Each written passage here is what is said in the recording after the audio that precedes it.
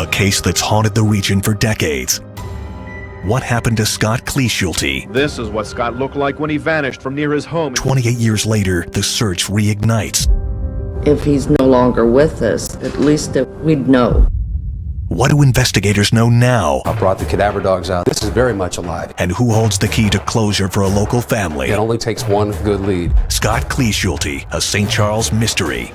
A somber anniversary is being marked this morning. 30 years ago today, 9-year-old Scotty Kleeschulte vanished without a trace. He hasn't been seen since, but his mother is not giving up hope. Our Abby Larico joins us live from St. Charles with more on her search for answers. Abby, good morning. Hey, good morning, Allie and Jen. It is a heartbreaking story. Can you even imagine leaving for work today and then when you get home later this afternoon, never seeing your child again? That's the reality for this St. Charles family and why the police department here is still accepting any kind of tips and leads they can get even 30 years later. Now, this is Scotty Kleeschulte. He went missing on this day in 1988. Remember, that's back before they had things like Amber Alerts to help find missing children. But a family friend who I talked to ahead of this anniversary says they are not giving up hope that someone out there still knows something. Now, take a look here at this picture. This is what investigators say Scotty would look like today. His mother, who never got the chance to see him grow up, says thinking about that day 30 years ago is still painful. My worst time is when, I'm by myself or driving or something.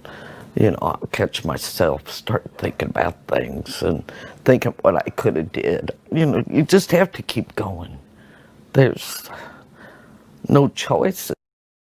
Now, Peggy Kleeschulte last saw her 9-year-old before leaving for work the morning of June 8th, 1988, and she couldn't find him when she got home just a little bit later from work that day than usual. With heavy rains coming down that day, search crews scoured storm drains and sewers, but authorities suspect he might have been abducted. Despite knowing what could have happened, and it could have been the worst for her son, Peggy says she's not giving up hope. Yeah, I still am. That we'll hear something one way or the other. After all these years, you kind of think, well, something probably did happen, But you never know. It could be a miracle out there. Now, even if you don't have any answers for police or for this family to get them to that miracle, Peggy asks that you mark today by praying for Scotty.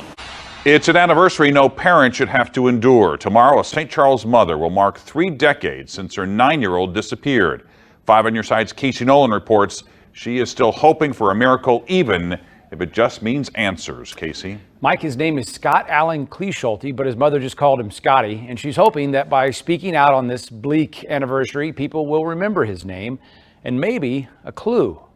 It's unreal how you think it just happened just the other day. June 8th, 1988. Storm damage kept Peggy Kleeschulte at work late by just an hour or two. I always blame myself for not being home right from work. When she got home, her 9-year-old son Scotty was missing. And we went out, looking, calling his friend. Investigators and volunteers searched for days. Some thought maybe he drowned in a flash flood. Authorities believe he was abducted. That morning before school was the last time Peggy saw her son 30 years ago this Friday. He was my most loving one at that age.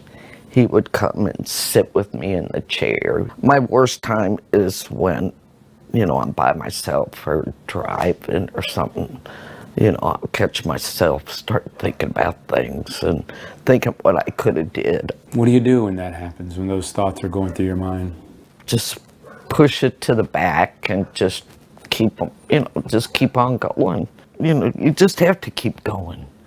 There's no choices. You have to. You got the rest of your family. 3 decades later, her husband has passed away and she has 8 grandchildren from her 4 other kids. But she hasn't given up hope that her son's mystery could still be solved. Just say a bunch of prayers that one day, we'll really find out what really happened to him. And then we can all put it to rest and give him some peace too, You never know. It could be a miracle out there. She still stays in touch with one of the detectives in St. Charles who worked her son's case before he retired. And she says every once in a while it seems like there may be a clue, but so far, Mike, not the one they need.